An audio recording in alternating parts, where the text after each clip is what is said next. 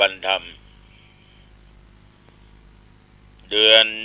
12เหนือขึ้น15ค่ำบัมว่าเป็นวันศีลวันธรรมวันนี้เราจะมีการรับเอาข้อศีลสิกขาไปเป็นข้อปฏิบัติเพื่อให้กายวาจานั้นได้บริสุทธิ์ใสสะอาดก่อนอื่นเรามาบูชาพระรัตนตรัยกันเสียก่อนเพื่อเป็นมังคละเป็นมงคลแล้วก็วันนี้วันที่7ตรงกับวันที่อาตมาภาพมีอายุวัฒนะมงคลครบ79ปีพอดีเพราะอาตมาเกิดวันที่วัน7คือวันเสาร์เดือนกันยายนพุทธศักราช2489ปีจอก็อายุถ้าหากว่าเลยเตี้ยงไปก็80ยังเอาดีใจเนาะได้อายุขึ้นมาได้80ยังฉะนั้นญาติโยมวันนี้เดือนหรือพระจันทร์เมื่อคืนเนี่ยประมาณสัก11 โมงกว่าจะเป็นสีแดงเป็นคล้ายๆสีเลือดตุน้องทองต้องเข้มข้นญาติโยมต้องเข้มข้นและแกร่งกล้าโรคภัยไข้เจ็บที่เป็นหายที่จะเกิดมาไม่มีทุกคนก็จะมีสุขภาพกายใจแข็งแรงมีอายุมั่นขวัญยืนคิดอันใดสมปรารถนาทุกประการสุขกายสบายใจมีอำนาจหน้าที่ดีเพราะพระจันทร์นั้นเข้มในวันนี้จนถึงเจ้าวันที่8ทุกหนทองก็จะได้80ยังเอาละเพื่อเป็นมังคละเป็นมงคลต่อชีวิตทุกท่านทุกคนเอามาบูชาพระรัตนตรัยเนอะว่าด้วยกันไปอะระหังสัมมาสัมพุทโธภควาพระภูมิพระภาคเจ้าเป็นพระอรหันต์ดับเพลิงกิเลสเพลิงทุกข์สิ้นเชิงตรัสรู้ชอบได้โดยพระองค์เองพุทธังภควันตังอภิวาเทมิข้าพเจ้าอภิวาทพระภูมิพระภาคเจ้าผู้รู้ผู้ตื่นผู้เบิกบานกราบพระพุทธสวากขาโตภควตาธัมโมพระธรรมเป็นธรรมที่พระผู้มีพระภาคเจ้าตรัสไว้ดีแล้วธัมมังนัมมัสสามิข้าพเจ้านมัสการพระธรรมกราบพระธรรมสุปฏิปันโนภควโตสาวกสังโฆพระสงฆ์สาวกของพระผู้มีพระภาคเจ้าปฏิบัติดีแล้วสังฆังนัมมามิข้าพเจ้านอบน้อมพระสงฆ์กราบพระสงฆ์นะโมตัสสะภะคะวะโตอะระหะโตสัมมาสัมพุทธัสสะนะโมตัสสะภะคะวะโตอะระหะโตสัมมาสัมพุทธัสสะ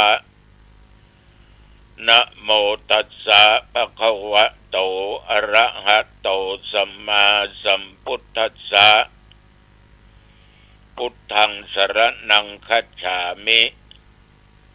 ธัมมังสรณังคัจฉามิสังฆังสรณังคัจฉามิตุติยัมปิพุทธังสรณังคัจฉามิตุติยัมปิธัมมังสรณังคัจฉามิตุติยัมปิสังฆังสรณังคัจฉามิตติยัมปิพุทธังสรณังคัจฉามิตติยัมปิธัมมังสรณังคัจฉามิตติยัมปิสังฆังสรณังคัจฉามิข้าพเจ้าทั้งหลายขอเอาพระรัตนตรัยพระพุทธพระธรรมพระสงฆ์เป็นสรณะที่พึ่งแม้แต่ครั้งแรกครั้งที่สองครั้งที่สามปานาติปาตาเวรมณีสิกขาปตังสมาธิญามิศีลสิกขาบทนี้คือละเว้นจากการฆ่าสัตว์ตัดชีวิตอตินนาตานาเวรมณีสิกขาปตังสมาธิญามิศีลสิกขาบทนี้ละเว้นจากการลักการขโมยการโลภการโกงเอาทรัพย์สินของคนอื่นมาเป็นของตัวโดยที่เจ้าของเปิ้นบ่ได้บ่ได้อนุญาตปงวางกาเมสุมิจฉาจาราเวรมณีสิกขาปตังสมาธิญามิศีลสิกขาบทนี้คือละเว้นจากการประพฤติผิดในกามในสามีและภรรยาของคนอื่นมุสาวาตาเวรมณีสิกขาปตังสมาธิญามิ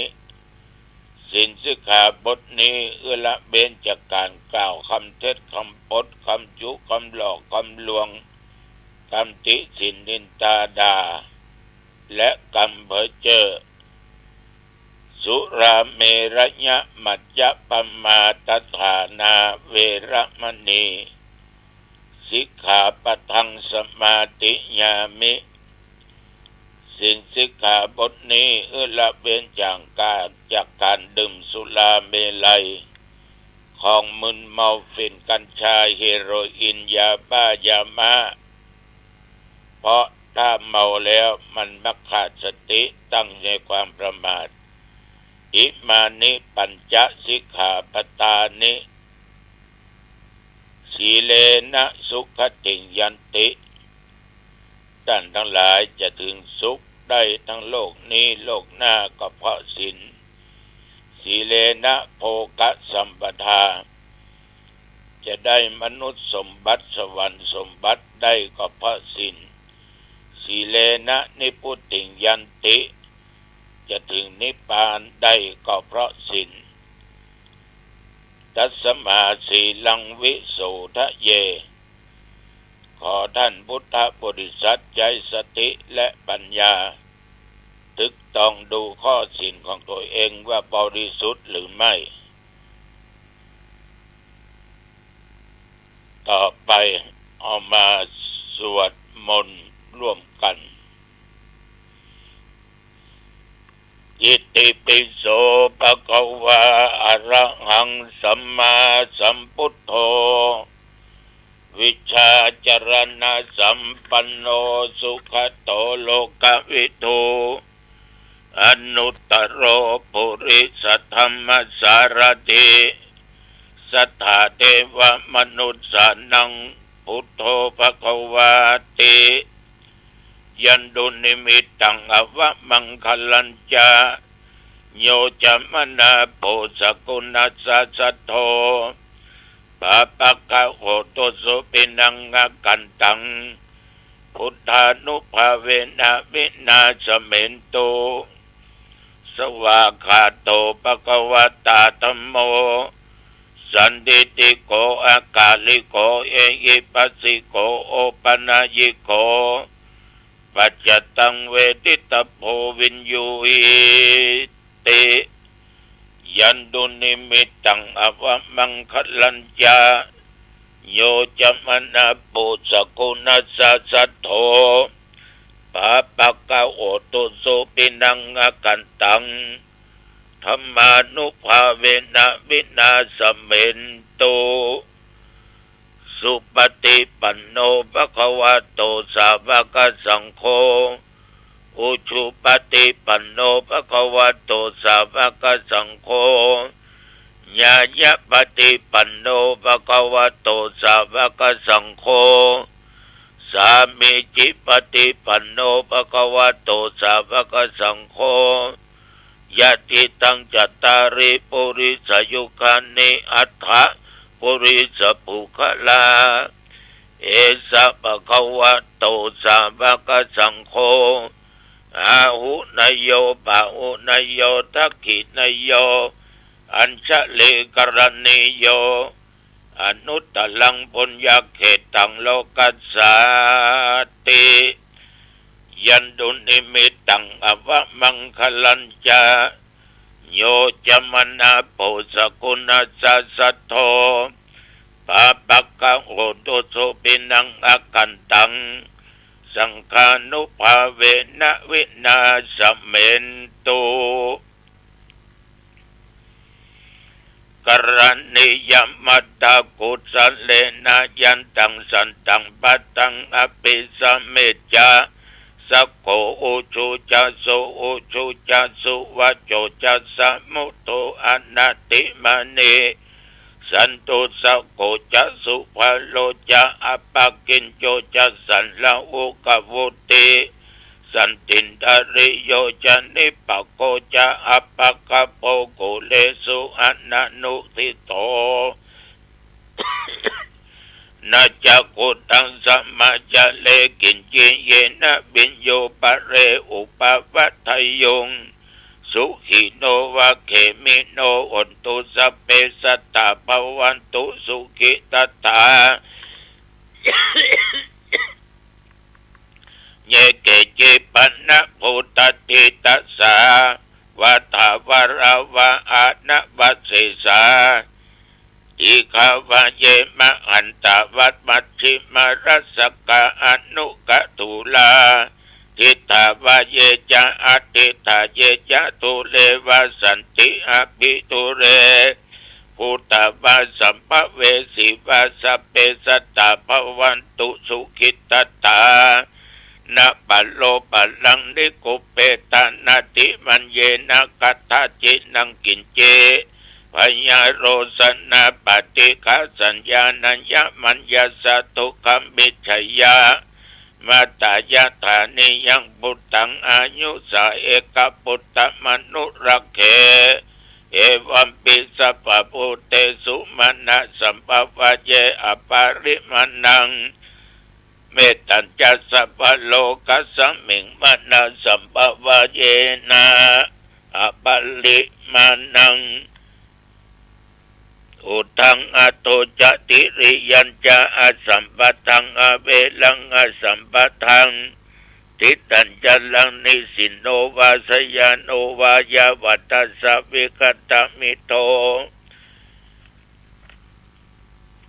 อติสัตติงอติไทยาปัมมะเมตังเวหาลังอิตัมมะโอทิติจะอนุปะคัมมะศีลวัตสันเนนะสัมปันโนกาเมสุมินัยยะเขตังนะอิทาตุข้าพระสยังปุณณเรติติภวตุสัพพมังคลังรักขันตุสัพพเทวตาสัพพพุทธานุภาเวนะสัทธาโสธิภวันตุเตภวตุสัพพมังคลังรักขันตุสัพพเทวตาสัพพธรรมานุภาเวนะสัทธาโสธิภวันตุเตภวตุสัพพมังคลังรักขันตุสัพพเทวตา สัพพะสังฆานุภาเวนะสัทธาโสทิภวันตุเต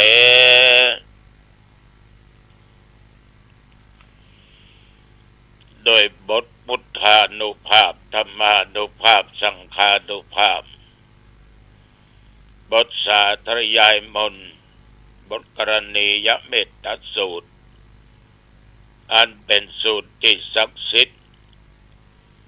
โดยจิตอันตั้งมั่นเป็นสมาธิอัตมภาพจึงขออำนวยอวยพรปัญโชคปัญใจแก่ญาติแก่โยมท่านผู้ฟังทั้งหลายทุกสารทิศตึงยิงจาใหญ่น้อยขอศรัทธาทุกท่านทุกคนนั้นจงได้หายจากอาการเจ็บไข้ได้ป่วยแต่ว่ายังหนักยังกลางยังเบาขออันตรธานหาย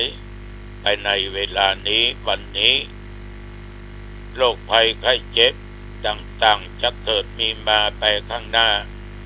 อย่าได้มาใกล้มากายขอศรัทธาท่านทั้งหลายจงอยู่ปราศจากซึ่งเคราะห์ปีเคราะห์เดือนเคราะห์วันเคราะห์ยามเคราะห์เมื่อลับเมื่อตื่นเคราะห์เมื่อยืนเมื่อเตี้ยวเคราะห์เลี้ยวซ้ายและขวาอย่าได้มาถูกต้องกาญานับตั้งแต่กาลบัดนี้จงมีความสุขกายสุขใจจำเริญด้วยโจกปีโจกเดือนโจกวันโจกยามอายุปีอายุเดือนอายุวันอายุยามแม่นว่าญาติโยมเดินทางไปเหนือใต้ตกออกไกลใกล้มีชัยชนะมีโชคมีใจกลับมาอยู่ปราศจากซึ่งโลกาภัยต่างๆนานาอย่าได้มาก้ำมากายเป็นบุคคลที่มีสติปัญญาบัดตั้งอยู่ในความประมาทตั้งอยู่แต่ศีลแต่ธรรมจำเริญด้วยกิจการค้าการขายการทุกสิ่งทุกอย่างอันเป็นการพาณิชย์ก็ดีจำเริญโดยกิจการงานในตำแหน่งหน้าที่ของท่านยิ่งขึ้นไปอายุวันนะสุขะพละกรอันล้ำเลิศอันประเสริฐ4ประการจงดลบันดาลบังเกิดแก่ญาติแก่โยมท่านผู้ฟังทุกท่านทุกคนขอเจริญพรพี่น้องญาติโยมในวันนี้เดือน12เพ็งเดือน12ออกมาโบราณตำรับตำราว่าเปิ้นปล่อยเพศปล่อยผีมาโลกมนุษย์มาครับเอาส่วนกินส่วนทานส่วนบุญที่ญาติพี่น้องพ่อแม่ลูกเต้าปู่ย่าตายายได้กระทำอุทิศส่วนกุศลไปหาจิตวิญญาณของท่านทั้งหลายเพราะเหตุใดจึงถืออย่างนี้ก็เพราะเหตุว่ามันเป็นการที่จะให้หมู่เฮาทั้งหลายที่มีชีวิตได้แสดงออกซึ่งความกตัญญูนึกถึงพ่อที่ตายนึกถึงแม่ที่จากนึกถึงผัวถึงเมียนึกถึงลูกเต้านึกถึงปู่ย่าตายายนึกถึงผู้ที่มีพระคุณได้ล้มหายตายจากเฮาไปจะเมื่อใดก็ตามเพราะท่านเหล่านั้นเมื่อมีชีวิตนั้นก็มีพระคุณต่อหมู่เฮาพ่อแม่ก็มีพระคุณต่อลูกเต้าปู่ย่าตายายก็มีพระคุณต่อหลานเหลนเอาเป็นลูกเต้าหลานเหลนเอาก็ได้ทดแทนพระคุณของพ่อของแม่ครูบาอาจารย์ลูกศิษย์ลูกหาท่านทั้งหลายผู้น้อยก็ได้รับการดูแลจากผู้ใหญ่ก็มีเมตตาธรรมฉะนั้นท่านทั้งหลายคนที่พลากจากกันไปเพิ่นจะได้ไปติดตัวไปก็คือบาปกับบุญทรัพย์สมบัติพัสถานต่างๆไม่สามารถเอาติดตัวติดตนไปได้นอกจากบุญคือความดีบาปคือความชั่วตนนั้นเองบางคนทำกรรมบดีนักได้ไปตกอยู่ในอบายภูมิได้ไปเกิดเป็นผี อดกันอยากบ ก็มีผ้าโคสวมใส่เปยกายล่อนจ้อนทรมานตัวตนฉะนั้นเป็นว่าปัญญายมเนี่ยจะดูว่าถึงเดือน12มาจะปล่อยเปรตผีเหล่านั้นมารับส่วนบุญส่วนกุศลที่ญาติพี่น้องกระทำไปหาก็จึงเป็นเรื่องราวมาและเอาทั้งหลายก็ได้ปฏิบัติกันมาเดือน12ออกไปถึงเดือน12เพ็ง12แรมเขาก็ทำบุญทานกันเท่าทานสังฆทานวัตถุปัจจัยทายทานทานทำทานยังแล้วก็อุทิศส่วนบุญกินบุญทานเหล่านี้ไปหาดวงวิญญาณของท่านเหล่านั้นเพิ่นยังได้กล่าวว่าถ้าขัดหิตวิญญาณเข้ามาเนี่ยมาเสาะหาของกินก็ทานปะปบปะปะเพราะญาติทั้งหลายที่อยู่ตั้งหลังบ่ได้กินบ่ได้ทานบ่ได้กระทำบุญอุทิศไปให้แก่วิญญาณของเขาก็คงจะน้อยใจนะเนาะโยมเนาะเป็นใหญ่ผัวฆ่าปอมทำบุญมาฆ่าเมียฆ่าปอมทำบุญมาฆ่าลูกฆ่าปอมทำบุญมาหาฆ่ากองหาเนาะว่าได้รับส่วนบุญส่วนกุศลเลยกลับไปทรมานตัวทรมานตนอดกั้นอยากมาทางใดไปทางนั้นเนี่ยญาติโยมถ้ามาได้รับส่วนบุญส่วนกุศลมันแห้งละมันก็เลยปนได้กินได้ใจเหมือนญาติของพระเจ้าเป็นพิสารที่เคยเคยจ่าฟังท่านทั้งหลายญาติพระเจ้าเป็นพิสารอดอยากเปยกายพระเจ้าเป็นพิสารนิมนต์พุทธเจ้ากับพระภิกขุทั้งหลายมาเสวยอาหารทานผ้าจีวร